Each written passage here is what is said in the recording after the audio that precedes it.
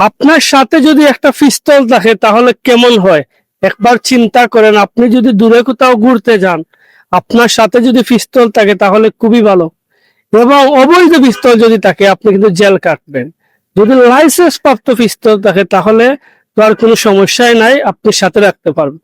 কিন্তু একটা লাইসেন্স প্রাপ্ত পিস্তল পেতে হলে আপনি কি কি করতে হবে? একটা লাইসেন্স প্রাপ্ত পিস্তল পেতে হলে আপনি বাংলাদেশের নাগরিক এবং জাতীয় পরিচয়পত্র লাগবে। তারপরে 4 কপি পাসপোর্ট সাইজের ছবি লাগবে। তারপরে আপনার বয়স 25 বছরের ঊর্ধ্বে হতে হবে। তারপরে স্বাস্থ্য সনদপত্র সার্টিফিকেট লাগবে, পুলিশ ভেরিফিকেশন সার্টিফিকেট লাগবে, আয়কর সার্টিফিকেট লাগবে। আপনি কি কারণে পিস্তল নিতে চান সেটার ব্যাখ্যা লাগবে, আপনার থানার ওসি সাহেবের সুপারিশপত্র লাগবে, তারপরে মন্ত্রণালয়ের অনুমোদন লাগবে এবং প্রতি প্রতি বৎসরে লাইসেন্স ফি, নবায়ন ফি ইত্যাদি দিতে হবে। এইসব কাগজপত্র যদি থাকে ইত্যাদি, তাহলে কিন্তু আপনি একটা লাইসেন্স প্রাপ্ত পিস্তল পেতে পারেন এবং এই পিস্তলটি আপনি সব সময় সাথে রাখতে পারেন।